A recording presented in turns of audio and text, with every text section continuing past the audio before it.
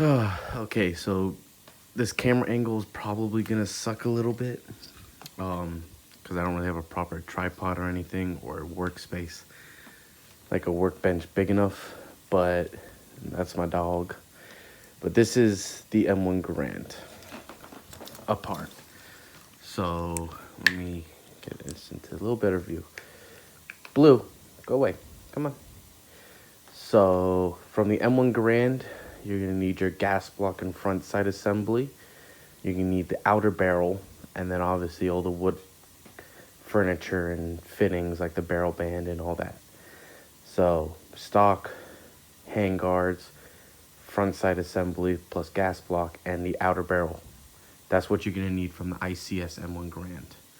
From the M14, besides a cut down mag, you're going to need your trigger group and your action with the receiver, op rod, the inner barrel, all that. So basically, strip down the M1 Garand till it's just a trigger group, the complete receiver, and op rod, and inner barrel.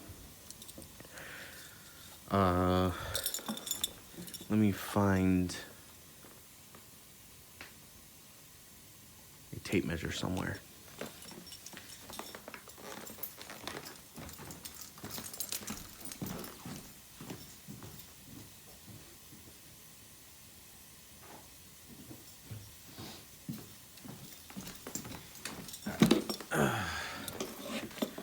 So it's back up here. So the original gas blowback M14 outer barrel is going to be too short. Just off the bat, I'm going to tell you that the standard M14, or the longest M14 barrel that they make, is going to be too short. So you're going to need to take the AEG outer barrel and you're going to have to cut it down. I cut mine down to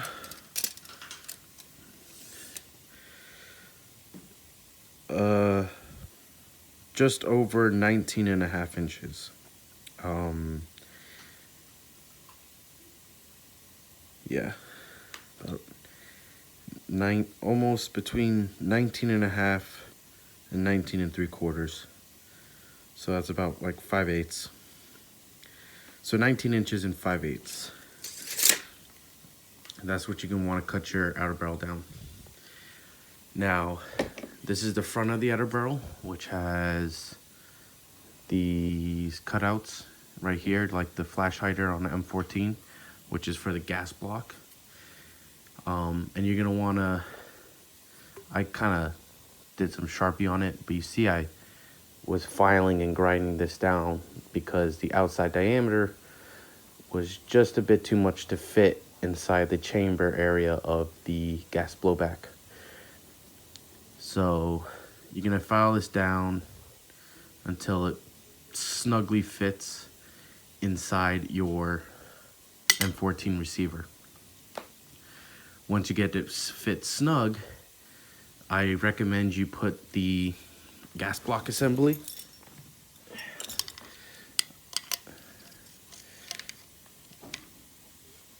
on to the barrel, put it onto the gun, and make sure that it is oriented straight up and down.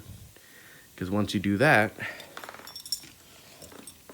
on the M14 chamber area, you have the set screw that holds in the original outer barrel. So basically what you want to do is drill a little divot for that set screw to go in. So you want to first make sure that your outer barrel is lined up perfectly so your sights aren't off. And then once you get it all lined up inside, you mark the hole with a Sharpie or whatever, drill it. You're not going to want to drill a hole straight through. We just want to drill a deep enough hole for that set screw to bite in and dig in and keep the barrel from, one, not coming apart, and two, keep the barrel from rotating side to side. So that's the first thing you got to do. Well, that's the first thing I did. Besides the outer barrel on the M14, you have your fire selector for full auto. You want to basically just take that apart, because the M1 Garand doesn't have a tappet plate and it doesn't have full auto. So just basically is one little set screw, you take it out and the whole system comes off. And then you can also take out the tappet plate. But other than that, this receiver is unchanged. All I did was remove the fire selector and the tappet plate, and that was it. And the outer barrel, of course. So let me screw this back together.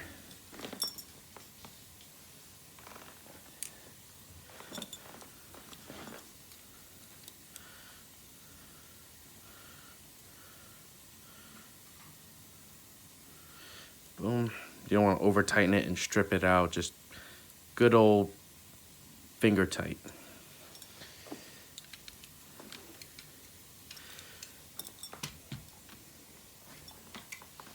The next thing you're going to want to modify is your forward handguard. The biggest thing you're going to have to do is down here. Originally, the hole, if you see my finger, the hole was only right there. The rest of that space from my finger to the bottom, that was all metal for the fake op rod of the AEG. But now this is gas blowback. The op rod sits a little bit lower than the outer barrel, so it would constantly try to cycle. It would just hit, or it was so jammed up you weren't able to pull the op rod at all. So I just started grinding this out. And if you notice, I also put a little slight bevel onto there, like a ramp. So even if I do hit the side, there's a little bit of a ramp to help it. Optional is enlarging the hole for the outer barrel. I did it a little bit too much. So when you see me putting it together, if I can find, there we go. I have this little piece of plastic that's slightly tapered like a wedge. So when I have it all together, I just put this in there and wedge it. It just stops the outer barrel from wobbling and the hand guards from wobbling. It's just to tighten it up. So I'd recommend don't enlarge this hole. I got a little too far ahead of myself and I enlarged it. So now I need this little wedge. For now, I'm gonna find something better later. But for now, this little wedge between the outer barrel and this handguard barrel band is what I'm using to keep everything nice and tight. So for this piece, that's all you need to do. The second part of the handguard or heat shield you have to modify is the cutout for the charging handle. It has to be, you have to create more room. One, it came out to about here and it was lower to about here. So I had to enlarge it both in width and in length. I also did a little cutout here for the top of the charging handle. It was kind of bumping, so I could have maybe removed less material than I had to, but I'd rather play it safe and sorry than have my gun jam up in the middle of a game. So I just enlarged it a little bit more than it had to be. Don't mind this. This was when I was trying to fit the original outer barrel, which obviously didn't work anyway because it was too short. But don't mind this. You only have to focus on the area for the charging handle. Also, speaking of that handguard, you have your slot right here for your original handguard retaining clip. Obviously on an M1 Garand, it doesn't go all the way down. So you do have to cut another notch on the chamber area for the newer handguard. I'll show you that when I start getting closer to putting it all together. All right, I can probably show you that right now. So if you can see, this end is higher than this end because this end is where the charging handle is. So this has to be clear. This has to go raise and clear the top of the charging handle. So that's why they cut another notch up here. So when you slide this on or clip it on, it goes right into place. Line it up here, in here. If you see the notch right there, you push it and it snaps in. And now it's in place. And then you put on your front handguard piece.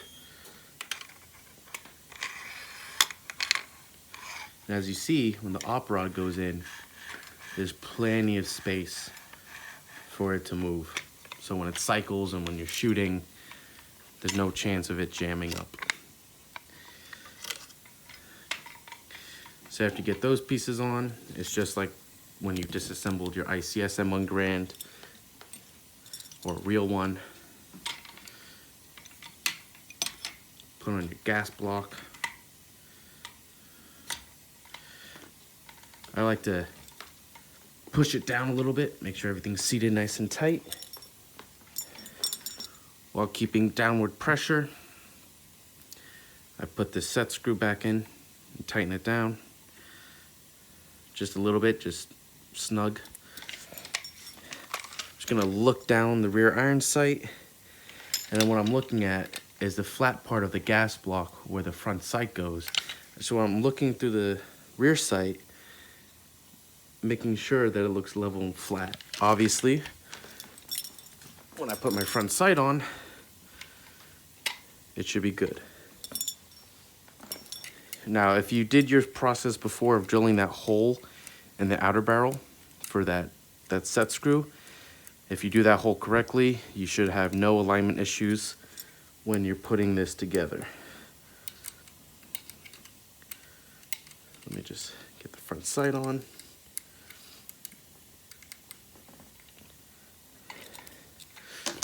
Now, since the outer barrel is longer than original M14, you can put a longer inner barrel in the gun. I haven't. I just put some tape around the inner barrel to support it, and it's been running fine. So I look down the sights. Everything's level and good. So yeah, that is your receiver. Like I said, I cut out more than I had to for the charging handle, just so there was no issues of it jamming. Everything cycles fine. Your op rod will go past the opening of that hole, which is why I had to enlarge it and put that little ramp, just so it would clear.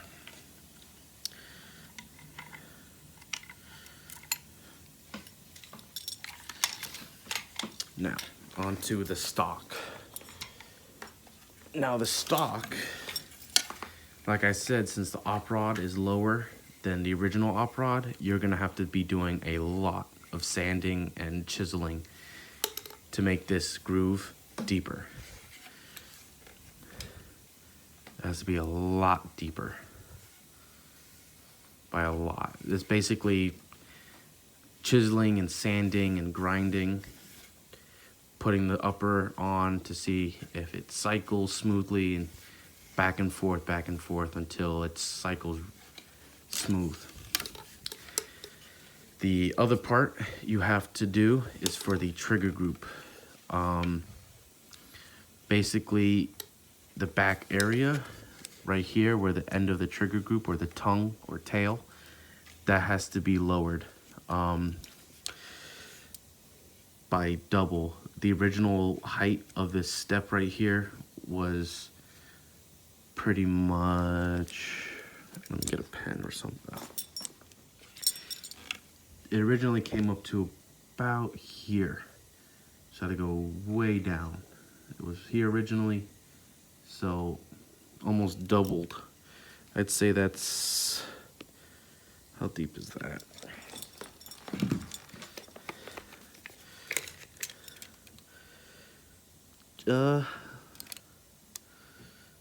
That was about 1/2 inch depth.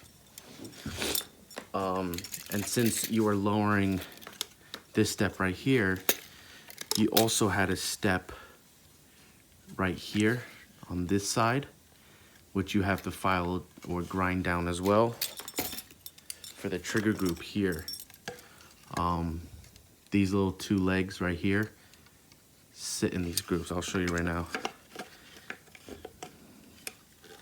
They sit right there, so you also have to make sure that's deeper too. And that's about, it's probably gonna be about 1/4 inch.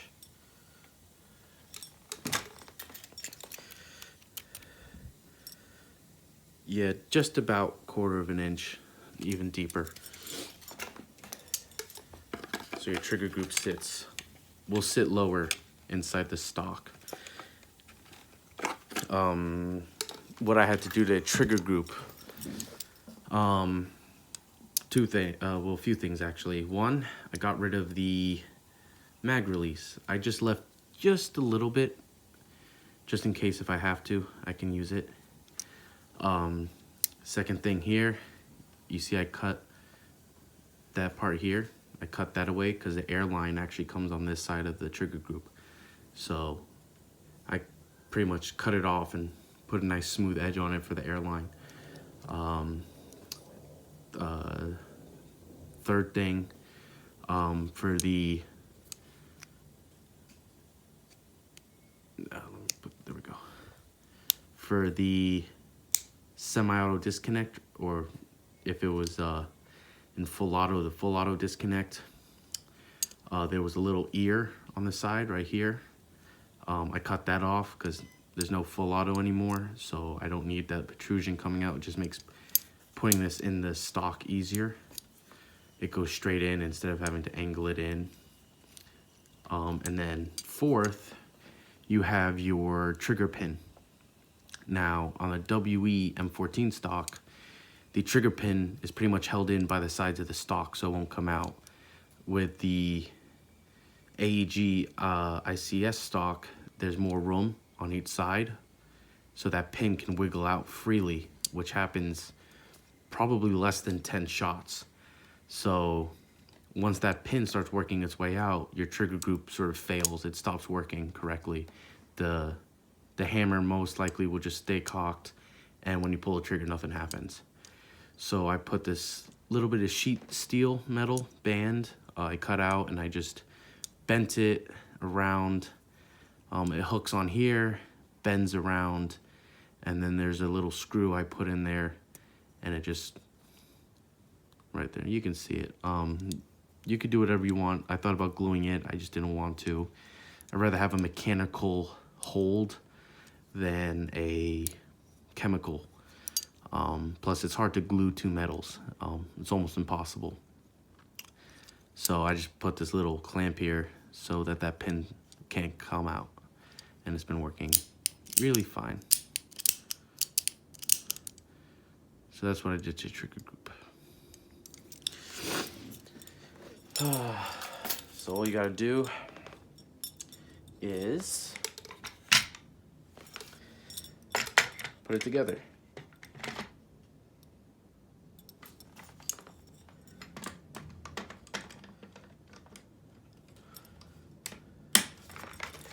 There you go.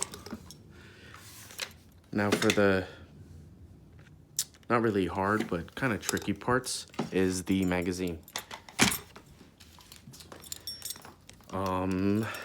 Basically what I like to do is feed the line first. This is a pretty stiff line, so it kind of works its way back there without really any assistance. I just push it.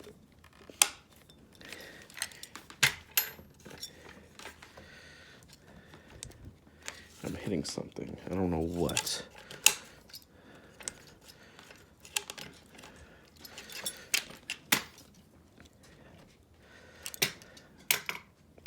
It's just a game of finessing it.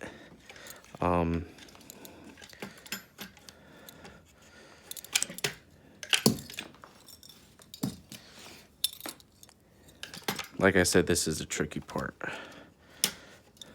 So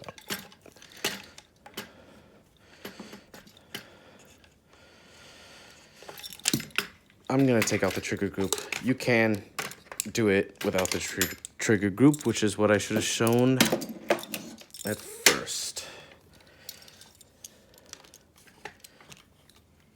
Let me get this back in frame. There we go. All right, nope, stop. Being a pain, come on, there we go. Where is this? There it is. All right. Once you can see it at the end of the buttstock, if I can get this in frame, God. There. So once you get it towards the end of the buttstock, you can just pull it back to here. Just put it in the gun, like so. I canted the fitting to the side a little bit so it wasn't doing so much of a hard bend. Depending on what fitting you use and how you do your mag, it's gonna be probably a little bit different. Optional, you can grind out a little bit area of here for the airline so it's not getting pinched too hard. That's optional, depends on what line you have, what diameter it is, how your fitting is. But for me, I ground it down a little bit. Put the trigger group back in, which is hard with the mag. That's the one thing I like trying to put the mag in with the trigger group inside, because putting the trigger group in with the mag inside is a little tricky, to say at least.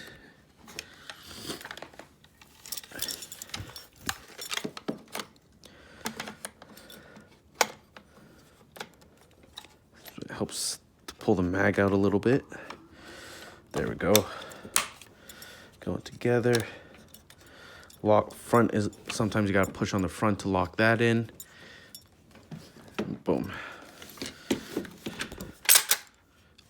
Locks back. I am really sorry if none of this is in frame. It is very hard to do this without a proper workbench.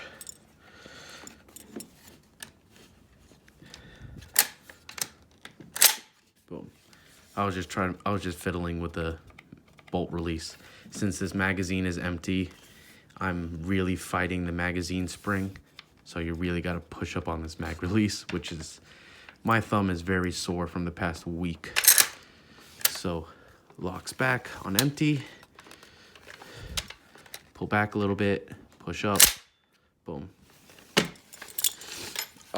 How you run the airline out of the stock is purely up to you. You can run it out of here, you can run it here, you can run it here, you can run it here, pretty much anywhere. I pretty much drilled a hole straight down into stock. I know, I really got a big chip here, but that's at the bottom. So I just run my airline. If I can see the hole, that's what she said.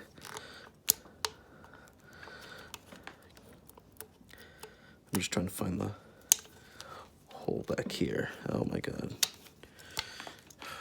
This being such a pain in the ass. You got about this much wood, so you don't have a lot of room back here. So it's not like the M14 stock. It's really hard to get that hose in there. There we go.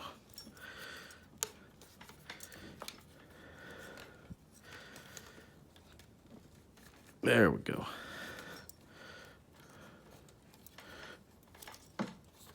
Yeah, there.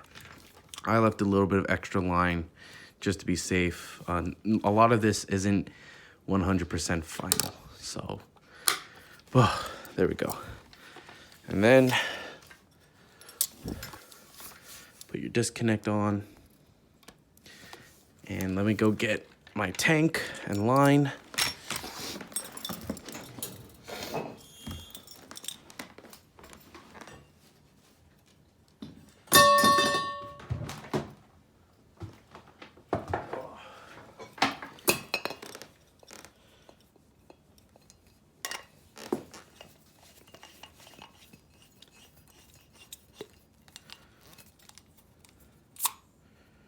Boom. I'm running at about 100 PSI. I am really hoping I don't have any leaks. Nope, no leaks. Off safe. Boom. Locks back on empty. Gonna hold down the bolt release so it doesn't lock back.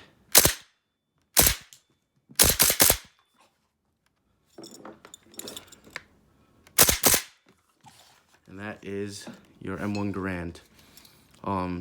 If you want me to do other videos on it, if you want me to go into detail more on certain aspects of it, I will.